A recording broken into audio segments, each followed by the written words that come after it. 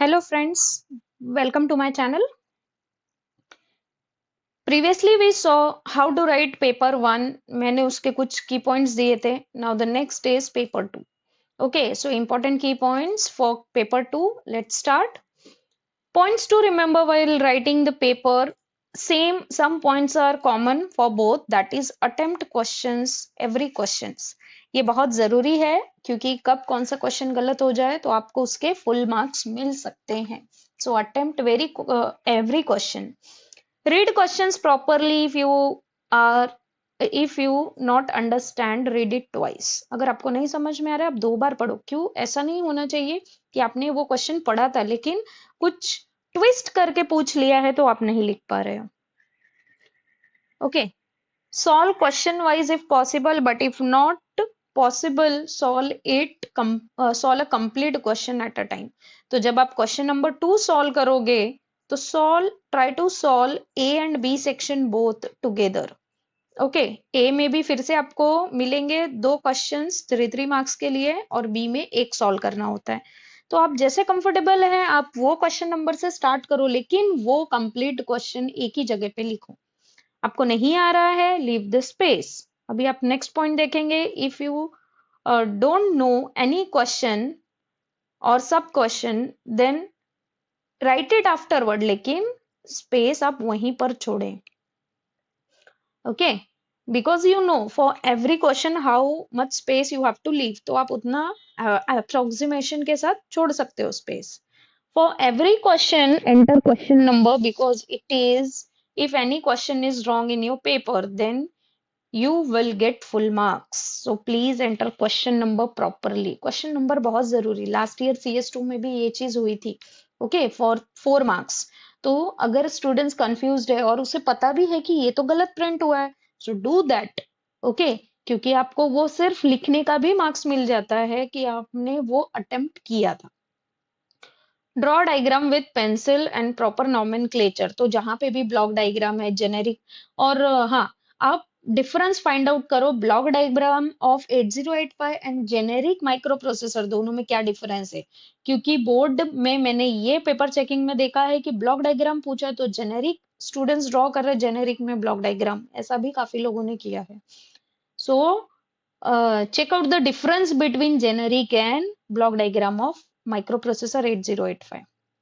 Now, these are new for CS2. Attempt program as 1 or 2 or 3 basic program will be there. आपको CS2 के programming में बहुत problem है लेकिन आपने लैब के लिए तो प्रोग्राम पढ़ा होगा ना, आपके बोर्ड प्रैक्टिकल के लिए. तो आपके बोर्ड प्रैक्टिकल का ही एक टाइप होता है, जस्ट उसमें एड्रेस और लोकेशंस चेंज कर दी होती है. ओके, तो इसलिए so you can write basic programs as it is in your practical too. Okay, क्योंकि प्रैक्टिकल के जो हम 12 to 15 प्रोग्राम्स पढ़ते हैं उसी में से हमेशा 2 से 3 प्रोग्राम रहता ही है और वो बस लोकेशन चेंज हुई होगी. तो आपको ये समझना है कि अगर लोकेशन और वैल्यूज कुछ चेंज कर रहे हैं तो कहाँ पे प्रोग्राम में चेंजेस करना है. So this much you have to learn. क्योंकि अगर आपने अपने प्रैक्टिकल के लिए पढ़ा था और अच्छे से सारे प्रोग्राम्स प्रैक्टिस किए थे, so utilise that. Okay, utilise those practicals to write this 5 marks program. And now, while writing comments in program, start with the semicolon first. आपको प्रोग्राम पूछा जाता है 5 मार्क्स के लिए तो आप जैसे ही कोडिंग लिख रहे हो, जहां पे भी कोडिंग लिख रहे हो, उस लाइन के बाद में, निमोनिक के बाद में ऐसे आपको सेमीकोलन देना है और यहाँ पे कमेंट्स लिखने हैं. Because when you will cross 40 ये भी चेक होता है कि स्टूडेंट ने सेमीकोलन दिया है कि नहीं, तो इसके लिए भी 1 मार्क कट हो जाएगा. अगर आप 40-45 प्लस जा रहे हो तो, या आपको फुल मार्क्स मिल रहे हैं तो ये बेसिक चीजें देखी जाती है फिर. ओके, और in pin diagram think first where to put bar. कभी कभी INTR बार कर देते हैं स्टूडेंट्स, HLDA बार कर देते, कुछ भी कैसे भी लिख देते हैं कि बस हाँ उन्हें ये क्वेश्चन कंप्लीट करना है. सो जब भी आप ड्रॉ करोगे ट्राई टू थिंक कि बार कहाँ कहाँ पर है. ओके, आप पढ़ते वक्त ही वो चीजें ध्यान दो. And do the pin diagram bye story given by me only. अगर आपको अपने से आता है नो प्रॉब्लम, नहीं आता है तो ड्रॉ करते वक्त भी आप वो स्टोरी दिमाग में आप उसे याद करते जाओ तो आप अच्छे से पिन डायग्राम ड्रॉ कर पाओगे। बट दिस इज मस्ट, आप कमेंट कहीं पे भी पूछा है आप ये आपको बताना है। Okay, now the next, the flag. अभी ये, हाँ, एक फ्लैग का क्वेश्चन होगा या तो फ्लैग का थ्योरी होगा, तो इंटरप्रिटेशन कैसे करना है वो मैंने यहाँ पे भी दिया है और ये पहले भी दिया हुआ है। ओके, सो इंटरप्रिटेशन कभी भी रहेगा, इसके लिए 1 मार्क होता है। The diagram you are drawing कि D0 से D7, फिर आप बता रहे हो कौन से बिट पे कौन सा फ्लैग है। सो ये 45 कैसे किस फ्लैग के नीचे आ रहा है उसका बाइनरी वैल्यू, एंड अकॉर्डिंगली उस फ्लैग का वैल्यू, जैसे साइन फ्लैग यहाँ पे 0 है तो क्या मीनिंग है, आंसर इज पॉजिटिव। ऐसे आपको सबका मीनिंग लिखना है। तो ये थ्योरी लिखने के लिए 2 मार्क और ये डायग्राम के लिए 1 mark. So this is also very much important. Now let's see the paper. और मोस्ट ऑफ द टाइम अभी क्वेश्चन नंबर 5 अभी मैं आपको बताती हूँ उसमें क्या है। Let's start with the paper first. Will start with 1B, functional pin diagram. You can see यहीं पे आपको मिल गया फंक्शनल पिन डायग्राम, ये मैंने आपको बताया है कितना इंपॉर्टेंट है। Now the next, what are the different addressing mode used in 8085? Explain any two with suitable example. Example is must।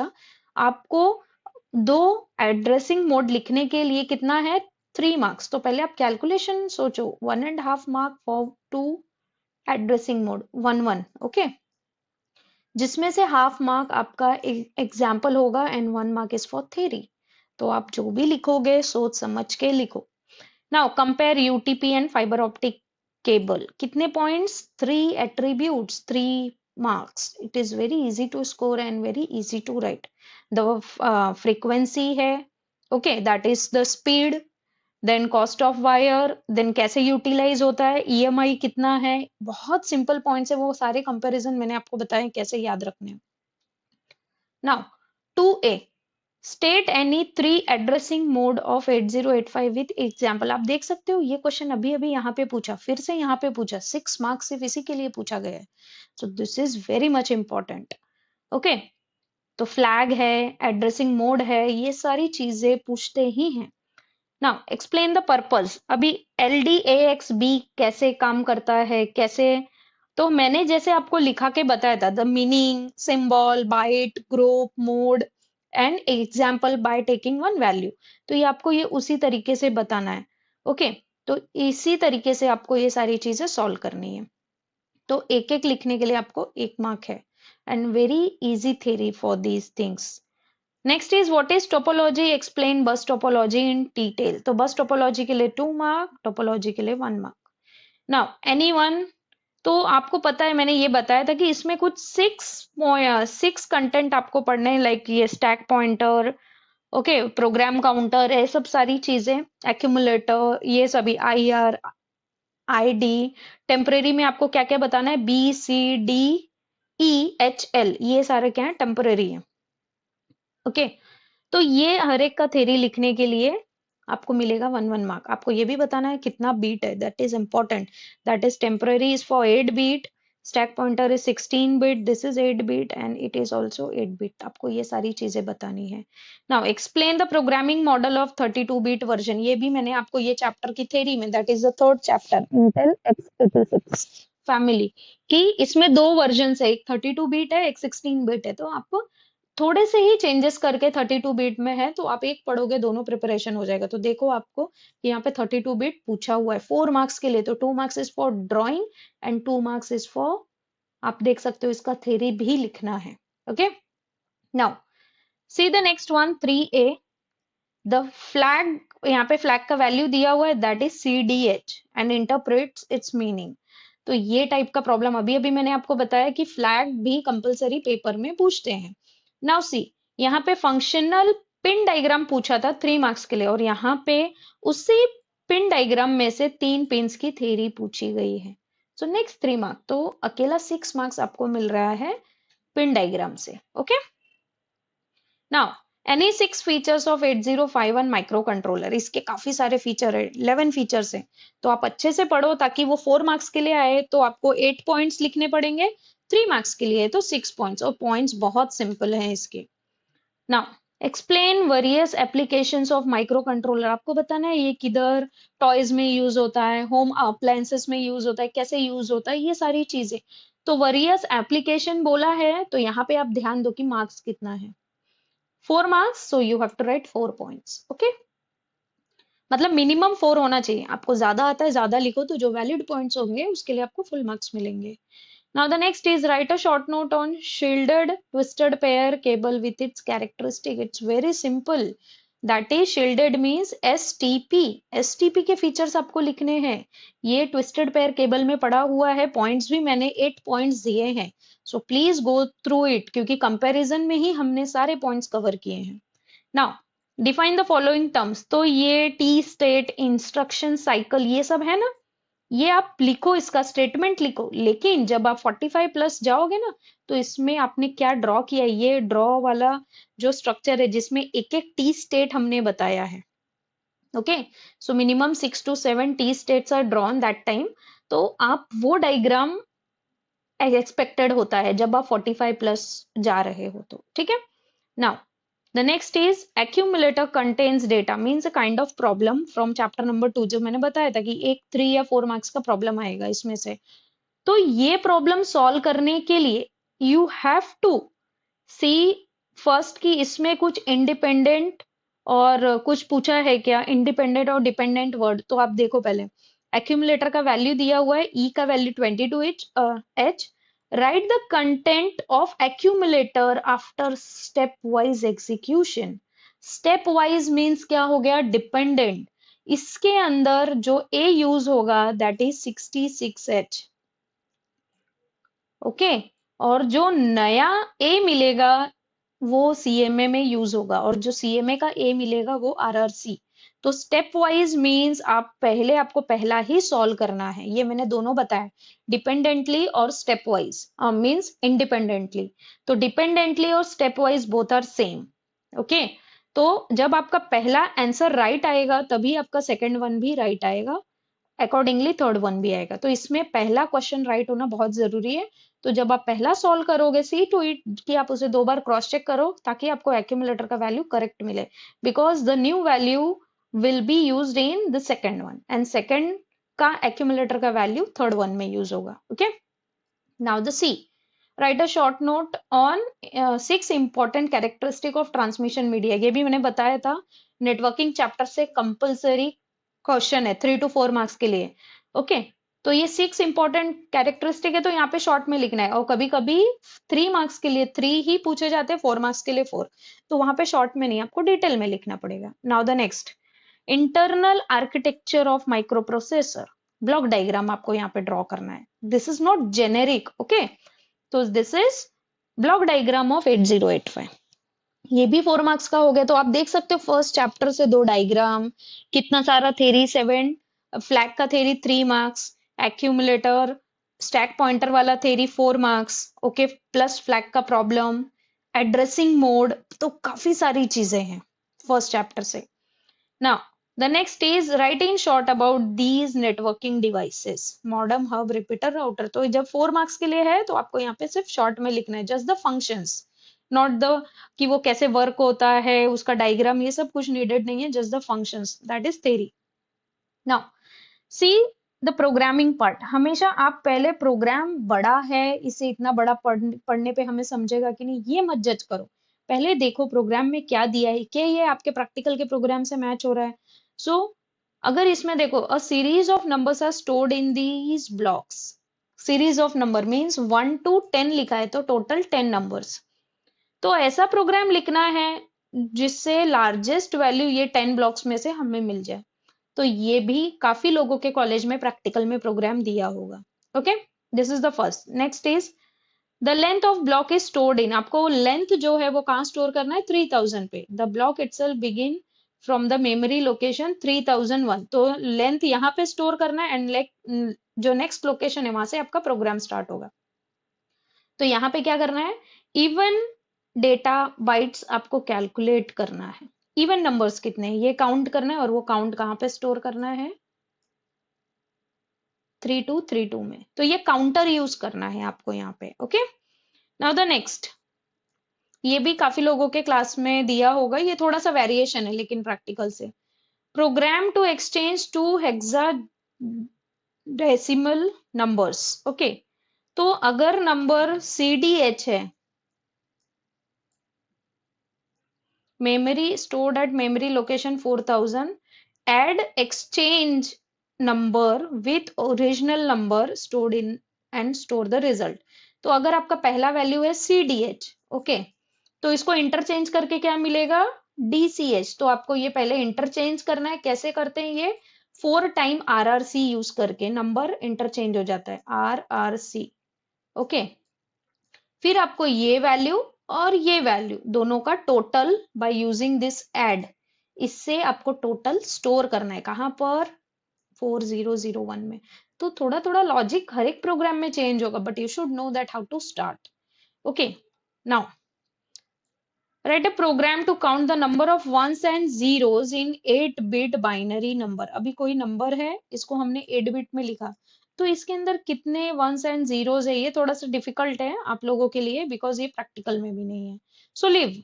Okay, now the next one is multiply. ये multiplication का तो प्रोग्राम है कि पहला नंबर आपका 6001 पे, then next is 6002 and store the 2 byte result in 6005 and 6006। Just आपके college में मेमोरी लोकेशन चेंज होगा, या तो C030 होगा या तो 2030 होगा, यही आपके लोकेशंस होंगे।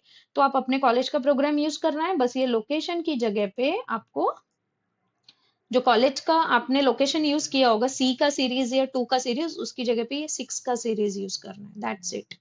Okay, write an assembly language program to fill 20 memory locations. तो 7000 से स्टार्ट करना है, प्लस 20 तक जाना है, तो आपको एक 20 काउंटर लेना पड़ेगा। Okay, with the data type 00S to FFH।